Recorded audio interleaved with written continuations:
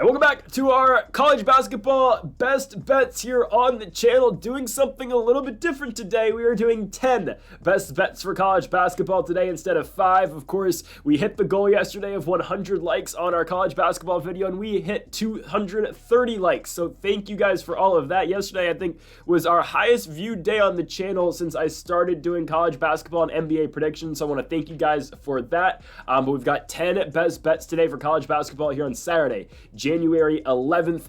We've got some big games today. I'll be honest with you, I'm staying away from a couple really big spots today just because I don't like the lines in some of the big games on ESPN. The one that comes to mind is obviously Tennessee's game on the road against Texas. I don't love the 4.5 either way. I'm going to stay away, along with Iowa State going on the road as well. I'm going to stay away with their game in Lubbock, Texas against the Texas Tech Red Raiders. I don't know. Texas Tech's getting 2.5. I can see them winning that game. I don't know. The other one I'm staying away from is Cincinnati, Kansas. I would like to think Cincinnati can get that done at home, but I don't know. I can't tell you that's one of the 10 best bets for today. So, folks, before we get into the video, make sure to hit that subscribe button down below for some more daily college basketball best bets here on the channel. Make sure to leave a like, make sure to subscribe. It helps out the channel a lot if you do both of those things. And, of course, our NBA predictions will be out in 2 hours. The times obviously are a little bit different for the weekends. College basketball videos go out on 8 a.m. on the weekends, 9 p.m. or 8 a.m. or 8 a.m. on the weekdays. Screw that up. 8 a.m. on the weekends, 9 a.m. on the weekdays is what I was going for. NBA, I think, is going to stay at 10 a.m. every single day, all 7 days of the week. So, again, this NBA video will be out in 2 hours if you're watching this one at 8 a.m. Also, our NFL predictions, the wild card round is today. The Chargers and Texans, I believe, kick off at 1:30. So make sure to check out that video. Link is in the description down below. And also today is UFC Fight Night, Dern versus Hebos 2. So we've got a loaded day today, and then you got this in the warehouse known as the UFC Apex. What are we doing, UFC? Mackenzie Dern, Amanda Hebos. Go check the video out, I guess, if you're interested in the Ultimate Fighting Championship. Okay, on to our first of 10 best bets today. And, you know, again, we've got a lot to do today, obviously. And, again, with the 10 best bets, I'm allowed to go not more in depth, but I'm allowed to pick more games today, obviously, and talk about more teams, which allows me just to pick South Dakota State again. I'm joking. There's actually no South Dakota State today. All right, that's another game. They're at Omaha, Nebraska. Omaha, Nebraska is not playing all that poorly right now. I don't like South Dakota State minus 4.5. I think they can win, but do I trust them to win by 5? No. So we're going to actually not pick the Jackrabbits today. I know. I take the Jackrabbits every single chance I get. We're not doing it today. All right. We're going to start with Creighton and Butler. I'm taking Creighton on the road. Guys, I have been a huge Butler Bulldogs hater all year long. Not because I literally have anything against the Butler Bulldogs. I just don't think they're good, and they're still not good. Guys, we saw this when North Dakota State went to Butler and won. Now, we predicted North Dakota State to cover that game. That was one of our 5 best bets on that day. We didn't predict them to straight up win the basketball game, but shout out to Jakari White and the guys over there up in Fargo, North Dakota, picking up the victory. And Butler, guys, still hasn't won since the North Dakota State loss. They haven't. They lost against Houston. They lost against North Dakota State. They lost against Wisconsin. They lost against Marquette. They lost against UConn, Villanova, St. John's, Providence. They can't win games. They are 0-5 in the Big East. They are horrible.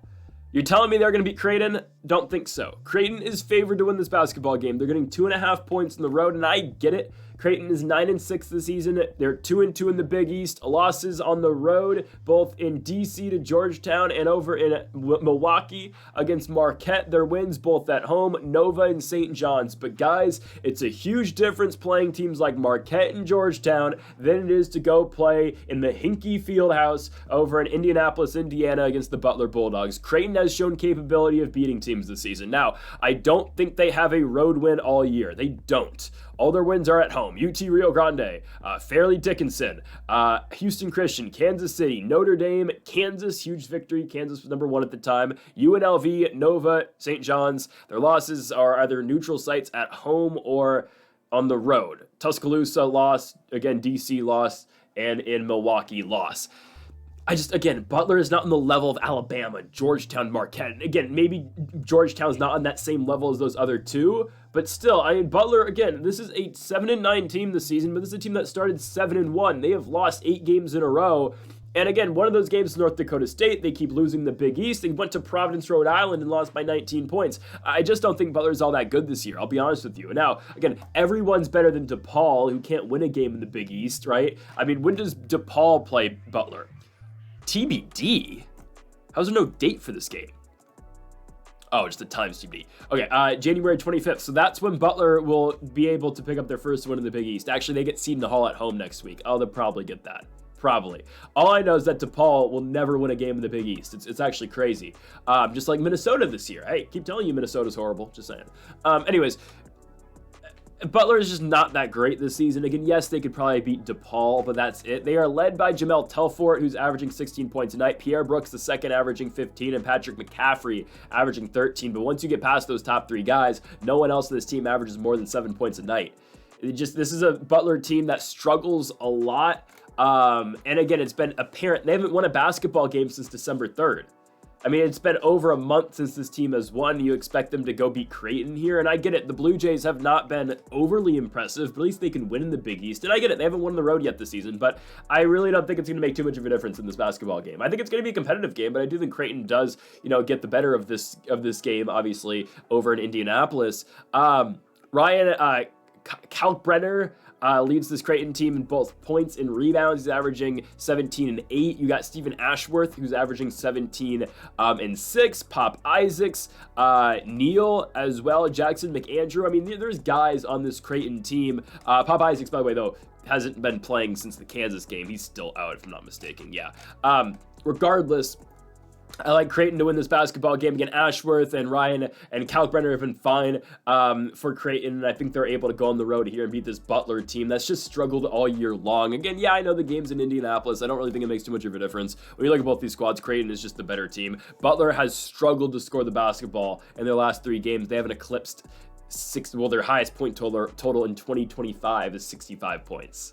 It's just, that's not a winning formula, let's just be honest. And I get it, Creighton does win some low-scoring games too. Hell, their win on New Year's Eve against St. John's, they won 57-56. This team's been off for 8 days. You give them Butler, who just played a couple days ago. Yeah, I like the Creighton Blue Jays. They should be the fresher team in this basketball game, and they should just be able to get the better of a Butler team that has not won since December 3rd of 2024. Give me the Creighton Blue Jays on the road to keep Butler winless in the Big East here in 2024 and 2025. All right, to our next game, we go to the Mountain West. We had to talk about it. We're going to the pit. Albuquerque, New Mexico, San Diego State versus the New Mexico Lobos. Guys, we are all over the Lobos this season. Guys, New Mexico, they are going to win the Mountain West this season. We are all over the Lobos, and for good reason, man. This just feels like a special year for New Mexico. And I think, again, it's starting to feel real special with the Nelly Jr. Joseph floater buzzer-beating victory over Nevada.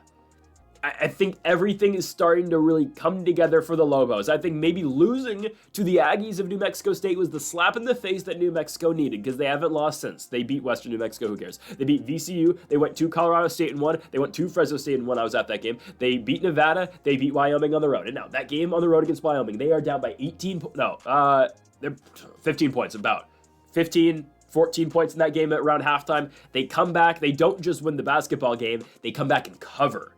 Good teams win. Great teams cover the line. And that's what the New Mexico Lobos do. And now, guys, this game is on national television. It is at 10 a.m. Pacific, which means 11 a.m. Mountain Time. I believe New Mexico's Mountain Time. Or is it Central? Is it Central? Ooh. We're about to look this one up. Time zone map.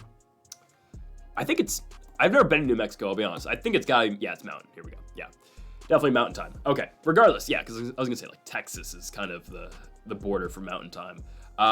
Which is still crazy to me is Indiana being east. I mean, I was fine with it when I was out there, but man, it's just like, I feel like this just feels like a central time zone state. Like, going from Indiana to Illinois, it's like, oh, we're going from, we're losing an hour going to Illinois. It was weird.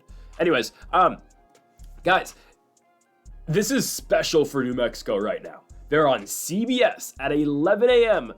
in the morning, and they have sold out the pit for this game. This is the 1001st basketball game in the pit. Obviously, game 1000 was their buzzer-beating victory over the Nevada Wolfpack, who have just been very unlucky to start Mountain West play this season. But again, everything just feels special for New Mexico.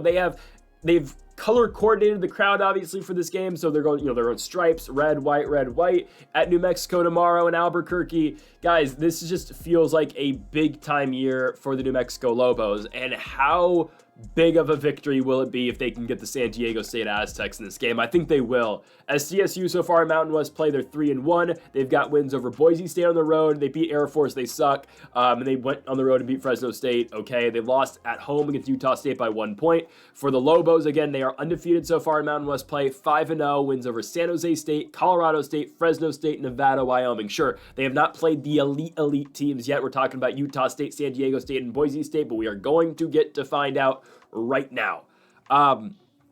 The Aztecs aren't bad. Again, they have a win over Houston this year. They beat Creighton. They have a very good win that's going to keep aging better and better against UC San Diego. Now, we're going to talk about UC San Diego and their big-time matchup tonight in the Big West against UC Irvine. That is our final best bet of the video, so make sure to stay tuned till the end. I've been hyping up that game for weeks now. UCSD, UCI, can't wait. It's on ESPN. It's a big-time basketball game at 7 o'clock. Anyways, for San Diego State, right, they're led by Miles Bird, Nick Boyd, BJ Davis, all those guys averaging around those, that 13-point a night mark. I just think New Mexico's got more playmakers. And again, the way New Mexico plays, if you've watched New Mexico this season, when they are at their best, they are in high-scoring shootouts like in the Fresno game, and they just hope they can outpace their opponents, right? New Mexico so far this season, you've got Donovan Dent averaging 19.5 points a game, Nelly Jr. Joseph averaging 13, True Washington averaging 10, you've got CJ Nolan averaging 9. The difference maker in this game is Donovan Dent and Nelly Jr. Joseph. Those are the stars of this team. But a guy who has been ice cold as of late in the last couple of games is Mustafa Amazil. He shot 1 for 9, I believe, in the Nevada win. I think it was 1 for 9. I think it was 1 for 6 from the three-point line, 4 for 11 from the field in the Nevada win. In Laramie, Wyoming, this guy went 0 for 4 from beyond the arc and 0 for 7 from the field. That's not going to cut it. This is their second leading scorer. Yes, he averages more points a game than Nelly Jr. Joseph. We need Amazil to get his shot back. We need him to find that mark from beyond the arc. Hell, the Fresno game that I was at, he shot 4 for 6 from beyond the arc. I mean, he's a talented guy, but sometimes he'll just have very bad games. Hell, you look back at their loss to New Mexico State, he went 2 for 11 from beyond the arc. Can't have it. We need the finished product to get it going, right? But Donovan Dent, great playmaker, attacks the rim like it's nobody's business, really makes it difficult in defenses to try to guard him. I think New Mexico is able to outscore San Diego State in this game. Again, guys, I have completely bought into the Lobos this season. We've been bought into them for a little bit now. Just watching this team play on a nightly basis. I'm sold. Okay? I'm sold. I'm sold on New Mexico right now. I think the Lobos pick up the win at home here against San Diego State. They've got the crowd rocking as well. They've got, again, they got the color coordinated crowd and everything. They're on CBS in New Mexico. I mean, my goodness, come on now. 3.5 points. They should be able to cover this. I think New Mexico wins and picks up a huge victory for Albuquerque, for this school, for this program, officially putting them on the map this year for bracketology, for everything. Give me the New Mexico Lobos at home here against the San Diego State Aztecs.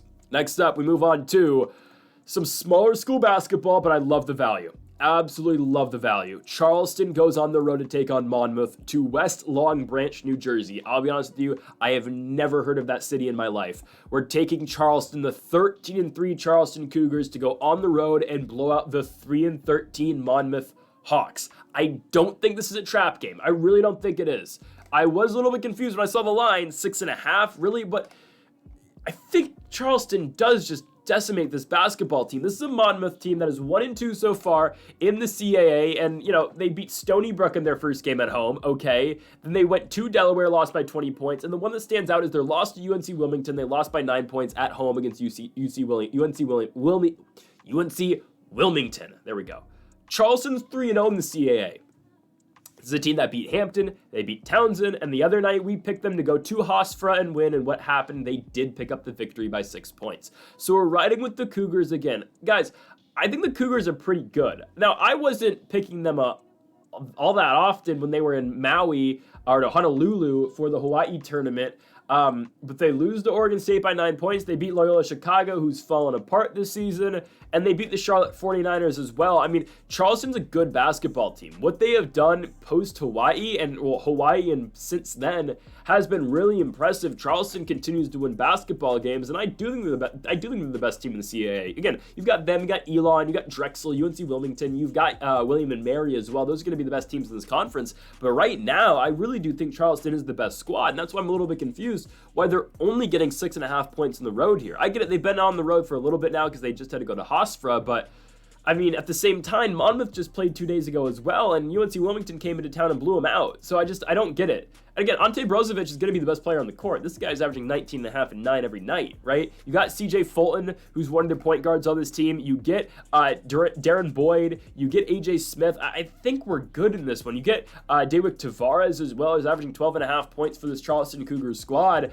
I just think they're better than Monmouth. I don't understand why Monmouth is getting such respect at home. Their wins this season at home are Stony Brook and Fairfield. Like, this is a 3-13 team. The other one happens to be Seton Hall, but it is what it is. The Big East will Big East sometimes, at least just the bottom, 5 of the Big East. Monmouth has lost to everybody this season. Michigan State, Temple, NIU, Rutgers, Wichita, Youngstown, who we're actually going to get to in a little bit, Stephen F. Austin, Presbyterian, Lee, Princeton, Auburn, well, obviously, Delaware, UNC Wilmington, the CAA. I mean, I don't know. Monmouth is led by one player and one player only. It is Abdi Bashiu Jr. This guy's averaging 21.5 points per game. He's a good basketball player. He really doesn't do anything else but score, I'll be honest with you. I mean, 2 boards and 2 assists a night. He's just... But literally, this guy is everything for Monmouth. If you're able to shut him down, then nothing else really happens around him. I mean, you got Madison Durr, who's averaging 10 points a game. Jack Collins averaging 8.5. Jarrett Valencia averaging 8. And then there's everyone else who's averaging less than 5 a night. I'm not sold on Monmouth at all. There's a reason they're 3-13. What's going to happen when they take on the best team in their conference right now, right? Like, again, I don't understand the 6.5 point line in this one. I think, again, this is one that just feels weird to me. Like, am I missing something here? Is this a trap? Because, again, on paper, the Charleston Cougars should be able to come into West Long Branch, New Jersey, and put belt to ass in this game. Give me Charleston on the road at Monmouth. They'll win the basketball game, and they'll cover the 6.5 points as well. Next up, we go to the aforementioned Youngstown State Penguins. Yes, the first time we've gotten to talk about the Penguins this year, and you know why we're talking about them, because Cleveland State sucks. They do. And you might think to yourself, oh, well, how are they second in the Horizon League? Because the Horizon League's horrible. I'm just going to keep it a buck with you. Guys, how the hell is this team second in the Horizon? That's what I thought. I was just like, I've seen Cleveland State play this year. Now, I'll be honest with you. I'll be honest. I kind of forgot about the Horizon. Well, not the Horizon. I kind of forgot about Cleveland State for a little bit, and I kind of just didn't follow the Horizon all that much for a couple weeks. And then I come to see, oh, they're 5-1 in the Horizon League. How does this happen? So I remember they lost to Milwaukee to start Horizon League play. And we were clowning on Cleveland State because, okay, they're horrible non-conference this year, and then they get into conference play and they lose to Milwaukee their first game. But then they beat Green Bay. They beat Oakland. They beat Wright State. They beat IU Indianapolis. And they just went on the road and beat Robert Morris the other day, and here they are. They're now 5-1 in conference, 11-6 as a whole this season. This team still, though, is not a great shooting team. They can't really, effectively score all that well against good defenses. And I think Youngstown State is just the better basketball team. Their loss this year in the Horizon League, it's Purdue-Fort Wayne. Now, Purdue-Fort Wayne played Detroit Mercy to start Horizon League play, and they lost to Detroit Mercy. But Detroit Mercy is not, the absolute floor of this conference anymore. That would actually now go to Green Bay. Green Bay is absolutely atrocious, but trust me, there's bad teams in the Horizon League. Green Bay, IU Indianapolis is bad, Oakland's not that good this year, Robert Morris isn't that great, and I wouldn't put them in the crap territory, their category. And the bad category of the Horizon League is Green Bay, Detroit Mercy, IU, Indianapolis, and then Oakland, I would say. Those are just the bad teams. But Cleveland State and Youngstown State, I guess, are the two better squads. Now, I don't think Cleveland State's that good, but I guess the Horizon League's just that bad. Youngstown State just feels like the much better team. All right, this is a team that went on the road to Syracuse, lost the season, but played a double overtime game against them. They, had a really rough stretch where they lost to Presbyterian, lost to Stephen F. Austin, lost to WMU, who we told you Western Michigan's not good at all. But they've bounced back since, right? Going to Robert Morris, winning their first Horizon League game. They beat Oakland. They beat Toledo. Great non-conference win. Toledo did not do us that well yesterday. It is what it is. They go to Wright State, win a Horizon. No, wait, no. Wright State's not the Horizon. Excuse me. Beat Wright State, beat South Carolina. No, Horizon isn't the. Yeah, no, wait. Wright State isn't this Horizon. Beat Wright State on the road. They beat South Carolina upstate. They beat Detroit Mercy. Beat IU Indianapolis. They lose to Purdue Fort Wayne, who, again, it is what it is. And then they beat Northern Kentucky in their last game. I'm okay with the Penguins in this spot. I like EJ Farmer, who's averaging 14.5. You got Nico Gillette, who's averaging 12 or 13. Ty Harper and Juwan Maxey, both averaging 9. I just don't trust Cleveland State. Guys, this is an eye test type game. I have watched Cleveland State this season. They are a pitiful shooting team. Again, they lost to Minnesota by 15 points. And if you know how bad Minnesota is, and I get it, we're comparing Horizon League to Big Ten. I completely understand. But guys, no, every time I've watched Cleveland State this season, they have been pitiful trying to score the basketball. And I refuse to believe that Cleveland State is the best team in their conference. It's not a thing. Youngstown has to beat this basketball team to save face here for the Horizon League Conference, all right? Give me the Youngstown State Pirates Penguins at home. Again, they're at home. They should be able to win this game fairly easily. Youngstown State minus 3.5, minus 170. Take whatever you want. Cleveland State is not becoming the best team in the Horizon League. And if they do, cancel the entire league. Give me Youngstown State to win the basketball game and cover the 3.5 points as well. Next up, we go to Colorado Springs, Colorado, for the Air Force Falcons on the road against the San Jose State Spartans. And you might be thinking, why the hell are we talking about this basketball game? Trust me, guys, there's value here. I hate on San Jose State a lot. I'll be completely honest with you guys. They are 10 times, no, about 10 times. They're much better than Air Force. Don't really care the game's on the road. Just trust, trust me on this one. San Jose State's better than Air Force. They just are. Shout out to my guy Derek, who was on the same flight actually today as San Jose State as they were heading on over to Colorado to take on the Air Force Falcons. But yeah, or yesterday, I guess now when this video is being posted, obviously. But yeah, guys, Air Force is really bad. They're really horrible. This is a 3-12 basketball team this season. And I get it, both these teams are winless in the Mountain West, but I'm going to talk about the quality of losses in the Mountain West, comparatively speaking, between Air Force and San Jose State. So hold on a second here. But just entire season-wise, losing games for Air Force. North Alabama. Do not get me started on the Jacksonville State Gamecocks, who somehow lost to Air Force. Make it make sense. How are you now 9-6, Jacksonville State? They're banned. But it's ridiculous. Anyways, Air Force somehow beats Jacksonville State earlier in the year. And again, then they lose to Long Island. Belmont beats them. Cal beats them. They beat Mercyhurst, which maybe we should have taken the Lakers yesterday. Damn you, Mercyhurst. Anyways, they lose to Sac State. Yep, that's the horrible Sac State. Wright State beats them. Miami of Ohio. They beat Stony Brook. Lost to Northern Colorado. Lost to Boise State. Lost to UNLV, lost to Wyoming, lost to San Diego State in a game that they put up 38 points. 38 points. 38 points. For the Spartans. I do pick against the Spartans a lot. I'll be completely honest with you, I pick against the Spartans a lot. But they are much better than whatever the hell is going on in the Air Force. Right? And again, it's basketball, so it's okay. Like, the Air Force, hey, these guys have got better things than basketball, right? These guys are serving our country. I salute to these guys, seriously. But we gotta make some money here, so give me the Spartans. Now, San Jose State, right? Their wins this year. Okay. Against Division I basketball schools, UTEP, UC Greensboro, The Beach, Long Beach State, Cal Poly, Kennesaw State. Okay. Those wins, they're not going to blow you away, right? They're not going to blow you away. But what I want to talk about is their quality of loss in the Mountain West, okay? 6-point loss on the road in Albuquerque in the pit against New Mexico. 2-point loss at home against Boise State. 22-point loss against Colorado State. Okay, that's 6-point loss on the road in Las Vegas against UNLV. And then a 7-point loss at home to Utah State. Guys, those will play. And now let's compare this to Air Force's losses in the Mountain West. An 18-point loss to Boise on the road. 19-point loss at home to UNLV. 5-point loss at home to Wyoming. And a 29-point loss on the road at San Diego State. I mean, come on. Seriously. I mean, it's just...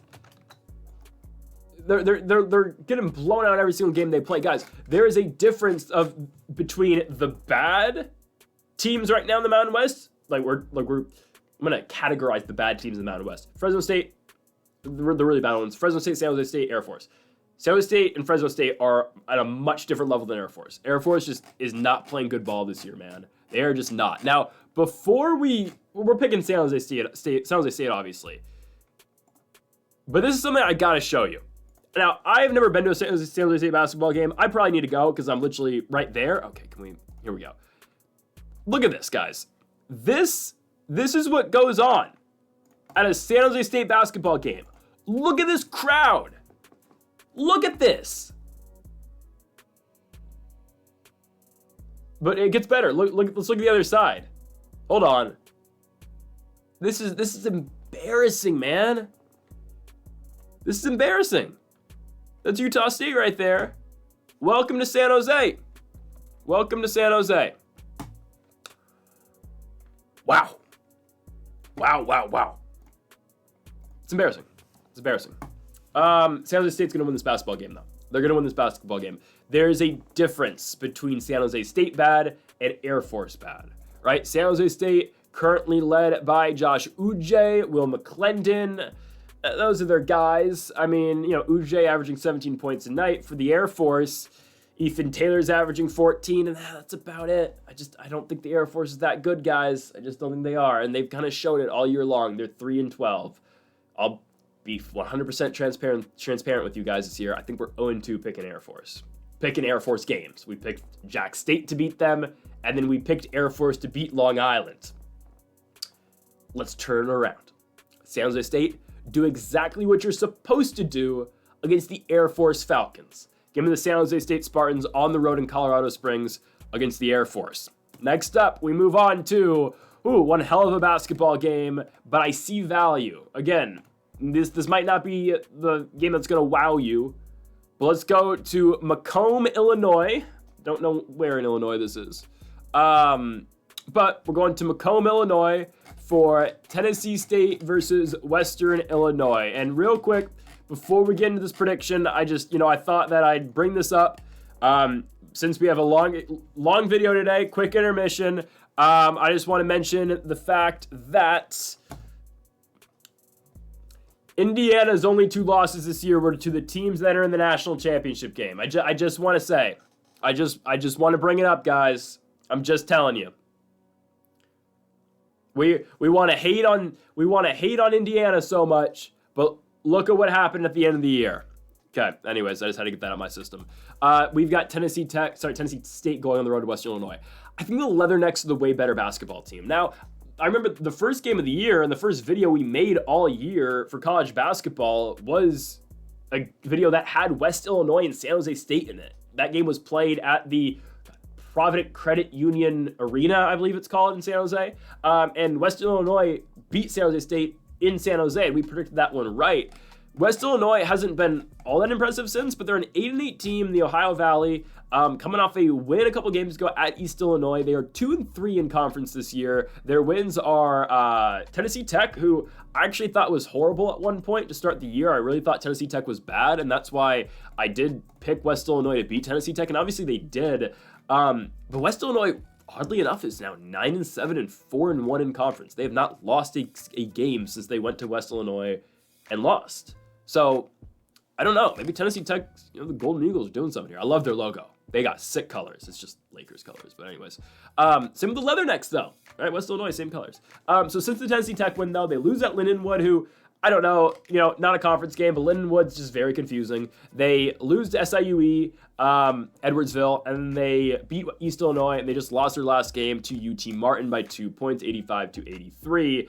For the Tennessee State Tigers, though, I just don't think they're that good. This is a levels game to me, and this is why I don't understand this line. I think West Illinois is the way better basketball team. Guys, Tennessee State, 1-4 in conference, 5-11 this year as a whole, and you got to look at their wins. Guys, their wins are Fisk. What the hell is Fisk? Alabama A&M, SWAC, not very good. Let's just be honest. I think they're in the SWAC, yeah. They're definitely not in the MAAC, right? MEAC? No, Alabama A&M is a SWAC squad, if I'm not mistaken. They're not one of the good SWAC teams either, right? If there are good, well, Southern, I guess, is the good. Actually, no, A&M's playing well in the SWAC this year. My apologies. They're 2-0 in the SWAC. Jackson State, shout out, 1-0 in the SWAC, 1-13 total record. Anyways, unfortunately, we got no SWAC games today that I like. We'll get back to the SWAC in a couple days. Monday, I believe, is SWAC day, so we'll have more SWAC games to come later in the week. But Tennessee State, they beat Alabama A&M. They have a win over, what is East West College? East West University? Let's look. Here we go. Guys, I find these games out with you. Let's look up East West University. University of East West Medicine in Sunnyvale, California. Wait, what? Huh? It's a thing? Wait, what? I'm like right here. What? Sunnyvale, California. Oh, no. It's this. East West University in Chicago, Illinois. All right, Google just like try to dox me. That's cool. No, it's fine. It's no secret. I live in the Bay Area. East West University. You're telling me this school has a basketball team? Basketball. What the hell is this logo? The Phantoms? Is this their game day picture? What, could it make a graphic?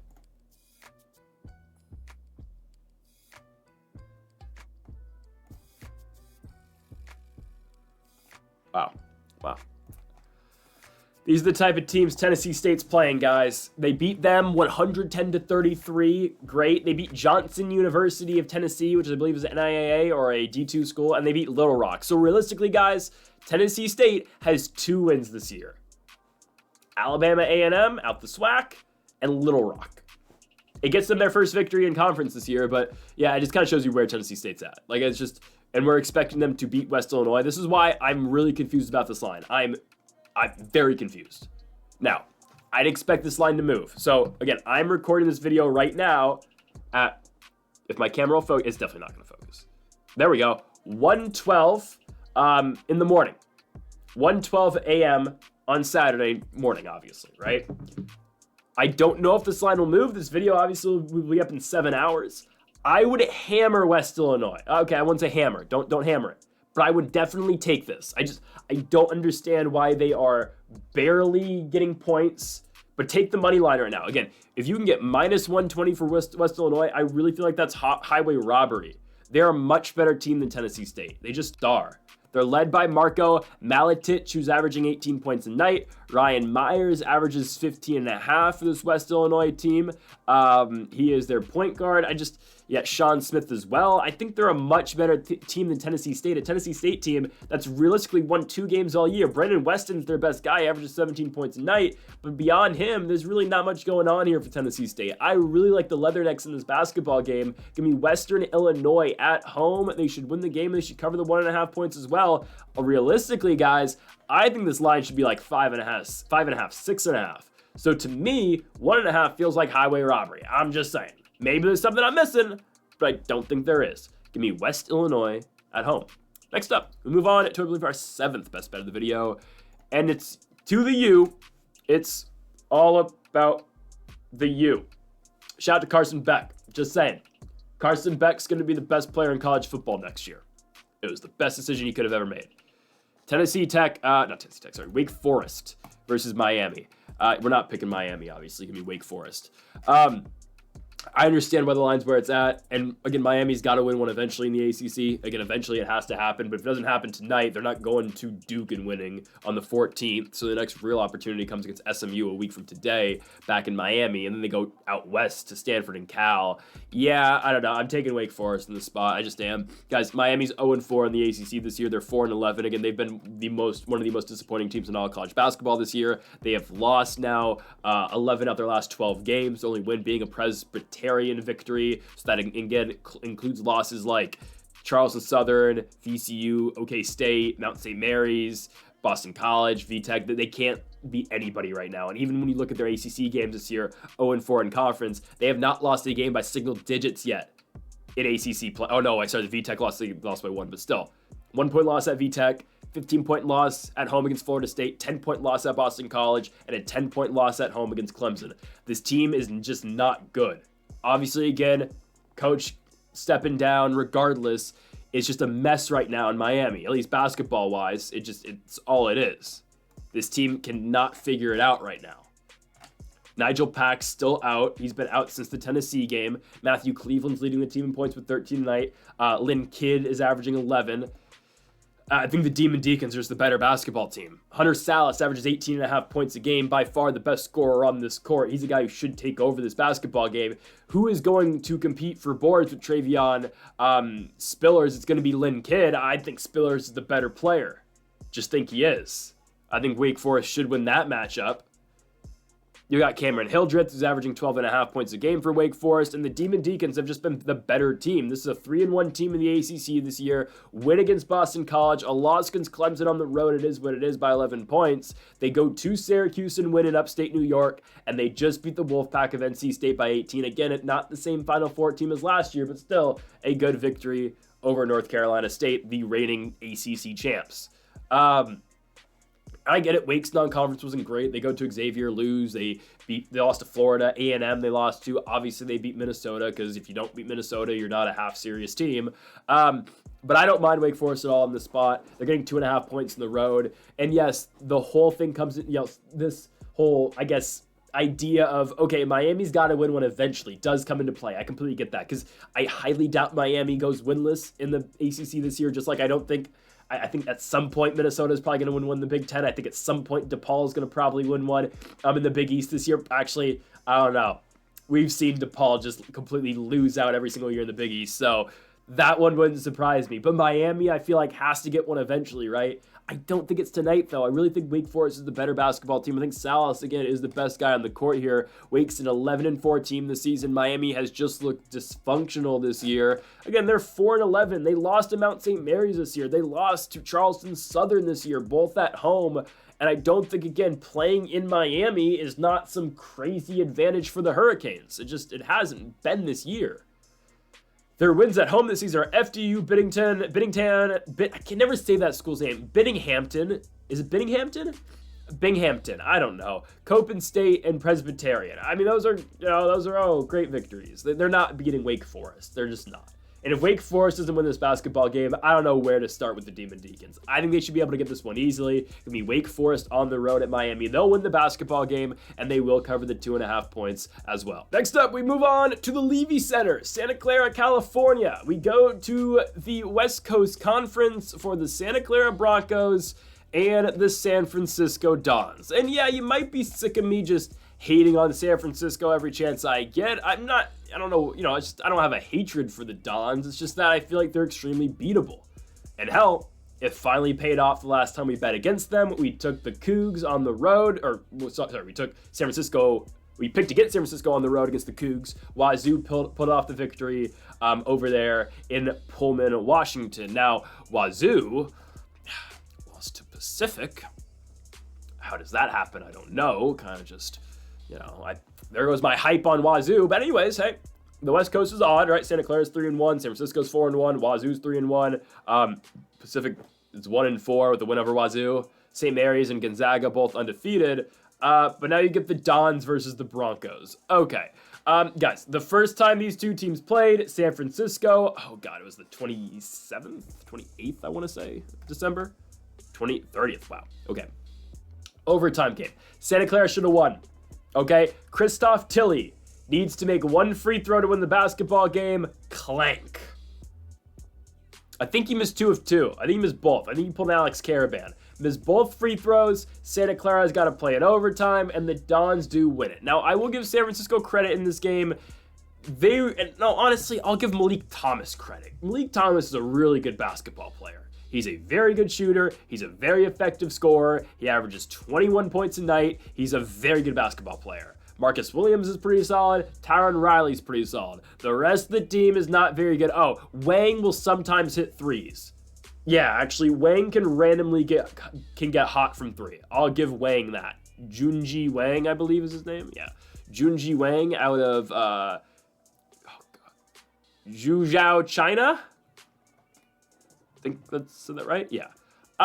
Okay. Regardless, Santa Clara should have won that basketball game. Santa Clara has turned a page since they started their year pitifully this season, right? They lose to North Dakota State at home. They lose to Arizona State. They lose to Nevada. They get blown out. They lose to Washington. They turned a page, though. They beat McNeese on the road. They beat Fresno. They beat Bradley. They beat Kennesaw. They beat South Dakota State. They beat Pepperdine, which is Pepperdine, is Pepperdine still intact? I'm serious.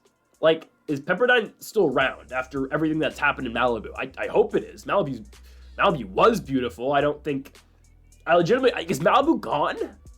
It's crazy. But you know what Santa Clara's done recently? Again, prayers up to the people in LA, but still.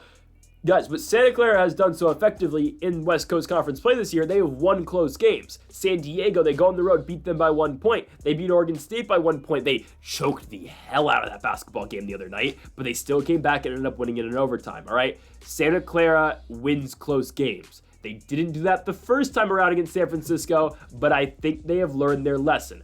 And I think, again, with this game being in Santa Clara, a little bit of a difference. I don't think students are back yet at Santa Clara University. I really don't think they are, but whatever. I probably won't go to this. Yeah. If I go to anything, I'll go to the Sharks game tonight. Anyways, yeah, probably. I'll probably go to the Sharks game. Yeah, probably. Anyways, because this is on during Santa Clara game is going to be during the Ravens game too. Anyways, Santa Clara, it's just a different environment in Santa Clara. You make San Francisco come over there to play you. I do think the Broncos are the slightly better basketball team. Adama Alpha-Balla have his nights. Elijah Mahi's pretty solid. Christoph Tilley, could have made a free throw last game, and maybe Santa Clara could be trying to go 2-0 against San Francisco, and they'd still be undefeated in West Coast Conference play this season. But I don't mind Santa Clara at all in this spot. I think, again, they almost had San Francisco. They should have had the Dons last time around. And again, that was a very good, high-scoring basketball game on both sides. Again, I will keep singing the praises of Malik Thomas. He's a great basketball player. I don't really trust the rest of that San Francisco team. I think, again, as a whole, Santa Clara's got more guys who can break out and more guys who can score. We're talking about Mahi. We're talking about Adama Alpha-Ball, Carlos Stewart, Tyree Bryan as well. Cameron Tongue has really cooled off as the season's gone on. Hell, Christoph Tilley, too. I think Santa Clara is just the better basketball team, and we get this game now at home in Santa Clara. I do like the Broncos to win this one.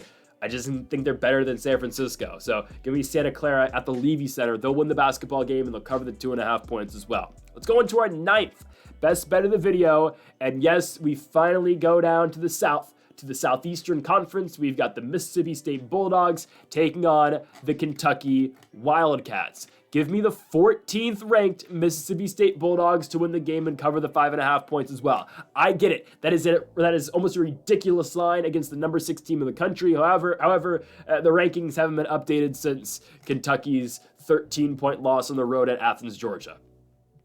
Georgia's good, just like the rest of the SEC. But here's the thing, in the SEC, playing at home is going to really matter this season. This is the only game I really like today at the SEC, so that's why this, again, it's the only one we're going over, and you know what the next game is. We've already talked about it for weeks. The Big West matchup, the Big West matchup we'll get to in a couple moments here. But first off, yeah, I like Mississippi State to win at home here against Kentucky.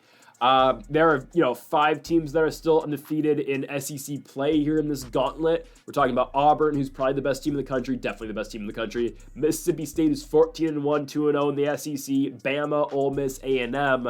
I do think Mississippi State potentially is the second best team in the SEC, at least right now. Florida potentially, but Florida, did lose their first game, at least in the SEC. Obviously, again, dispatching of Tennessee. But anyways, Kentucky does have a win over Florida. That should be mentioned as well. But this game is being played in Mississippi. It's in Starkville, Mississippi, and I think that's going to make all the difference here for the Bulldogs. I think it will. This team has not lost since they lost to Butler, which is really bad. I'm not going to lie. It's horrible. But Josh Hubbard, when he is on, is an elite basketball player.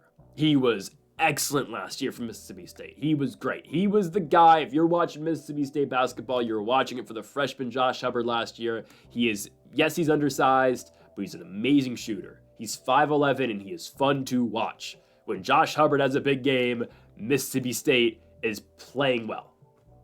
I mean, that's what this team is built around. It is Josh Hubbard. Yes, Claudell Harris, Keyshawn Murphy. There's guys in this basketball team. Cameron Matthews, one of their other guards. They've got some players. Actually, no, Matthews plays the 3, doesn't he? If I'm not mistaken.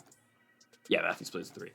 Anyways, Josh Hubbard, though, I mean, he's what this team revolves around, obviously. And he was a freshman last year, and he felt like he was almost leading this Mississippi State team and willing this Bulldogs team last year. Now he's a sophomore, and it feels like he's kind of doing the same exact thing. Hell, he's averaging 17.1 points a game so far this year. That's the exact number he was averaging last year as a freshman for Mississippi State. But yes, Hubbard is playing great ball. He only put up 9 points in their last game against Vandy, which is brutal, but I doubt he has 2 back-to-back bad games. I think Hubbard, again, should start playing better basketball. He has struggled a little bit, over the last couple games in the SEC. He had a good game against South Carolina where Mississippi State blew them out. But here's the thing, guys. The Bulldogs are playing really good basketball right now. They have, right? Since the Butler loss, okay?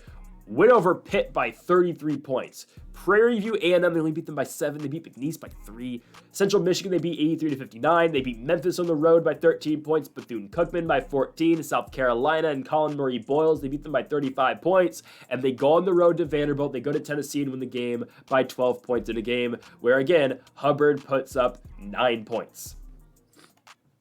You can still win by that much, and your star player is putting up 9 points. That's big time. Kentucky's got to go on the road here. Again, the reason why I like Mississippi State so much is because of how Kentucky played in Athens. They lost 82-69. It just wasn't a great game for them. Coming off of the heels of that amazing performance where they put up 106 points, they beat Florida, they beat them again. They were the number 6 team in the country, were the Gators. Now Kentucky is the number 6th ranked team in the country. But that was a great victory for Kentucky. But again, going on the road is a major thing. And Kentucky has played 2 road games this year, and they have lost both of them. They were a ranked squad going into South Carolina to take on Clemson, lost the game by 4 points. Ranked team going on the road to Athens, Georgia, lost the game by 13. Now what's going to happen when they have to go on the road to take on Mississippi State? I think they lose again. I just think, again, Kentucky, they're a whole different team away from Lexington. They just are. What happened when they played a neutral site game against Ohio State and lost by 20 points?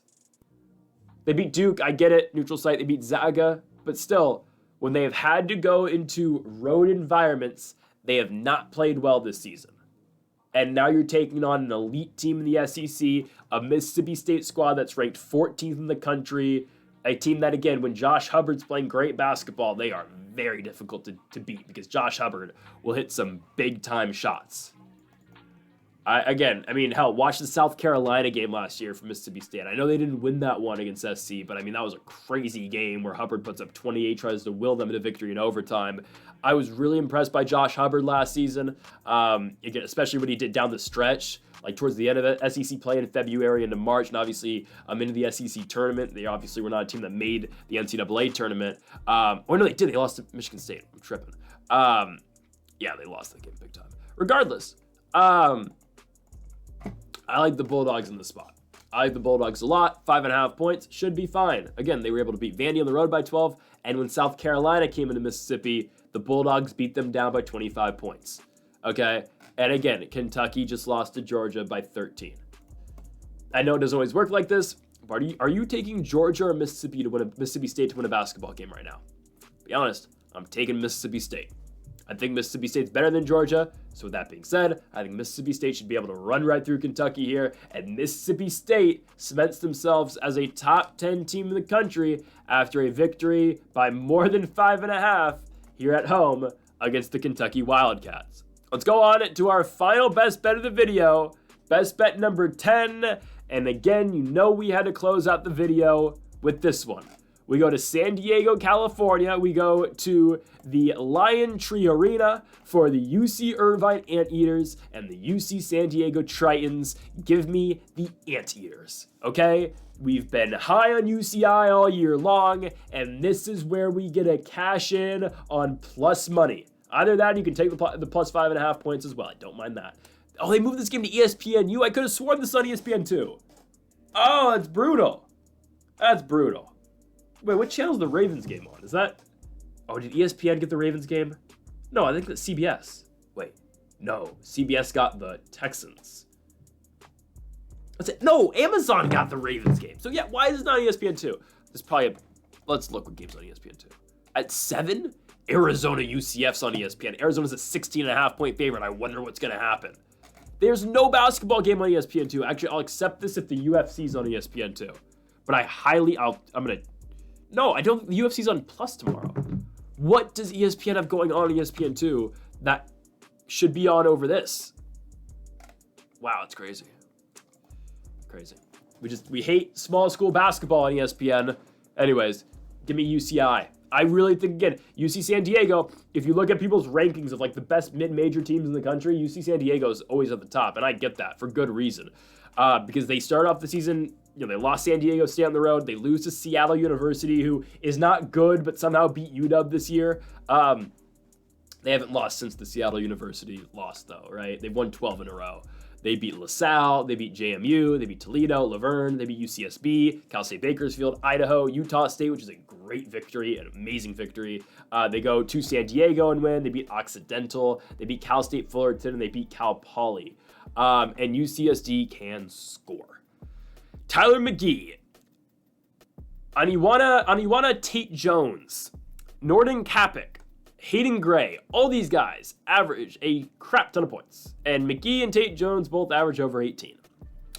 Yeah. Here's the thing. UCI plays really good defense, though. They do. That was kind of the theme for the Anteaters at the beginning of the year, and, they've gotten into more shootouts recently, but still, I would like to think that UCI's defensive work should be able to somewhat shut down UCSD in this game. I'd like to think so, and I get it. Again, the game's in San Diego. These two teams will meet again February 8th back over in Irvine, California. But I like what Irvine's able to do. I think Ben Lukton's a really good player. I keep singing his praises the entire season. Obviously, the best player on this UCI team, Lukton, averaging 15 and 9. Devin Tillis averaging 14 points a game. Justin Hahn averaging 12. Miles Che averaging 11. I mean, again, these guys are pretty solid for UCI. And don't forget, again, Irvine projected, I believe, at the beginning of the season to win the Big West. This is a team that, was projected to win it last year, but then they lost to the damn Beach. Lost to the Beach in the first round of the conference tournament. It goes 17-3 in conference play, and they lose the damn Beach. Now, UCSD did get UCI last year. The regular season, at least in San Diego. UCI beat them when the game was in Irvine, but they beat them in overtime 92-88. Obviously, Irvine went to the NIT last year and lost to the Utah Utes. But I do think UCI's defense is able to shut down UC San Diego. That's my bold pick of this game. I really think UCI is able to make this a somewhat low-scoring game. I always mention, again, Irvine's ability to make games ugly and win them. 51-39 victory over Kent State. An 80-60 victory over a decent UNI Panthers team. They beat Cal State Northridge 77-67. We picked that one the other night. They covered the 5.5 points on the road that we needed. Went to Cal Poly, won the game by 9. Beat Cal Baptist. This team they're not bad. They're not a bad UCI squad. I think, again, whoever gets out the Big West this season likely will see a 13-12, potentially maybe an 11 seed. Probably a 12 seed. Definitely 12 seed. But again, a 12 seed, that do some damage in the tournament. Just saying. Again, I like both these squads a lot. I obviously don't think both of them are making the tournament. I think, UCI's already lost to Oregon State and Duquesne, and UCSD, their loss to Seattle University might disqualify them from an at-large bid, but we'll see. Again, down the stretch, who knows? But give me UCI. Give me the Anteaters on the road here, picking up their biggest win of the year. This is the game again where UC Irvine could cement themselves as the best team in the Big West and kind of, again, hold their spot from last year. It's like, all right, we're still the best team in the Big West. We're going to San Diego and we're picking up the victory. So give me the Anteaters, Ben Lukton, and the guys on the road for this UCI squad. I think they beat UC San Diego. If you don't want to take the money line, take the plus 5.5 for the Anteaters as well. That will definitely play. So, folks, thank y'all for watching our 10 best bets for college basketball here on January 11th. If you have not yet, though, make sure to hit that subscribe button down below for more. Make sure to leave a like if you did enjoy the video. Make sure to comment if you do disagree with any of the picks. Folks, thank y'all for watching, and Mamba forever.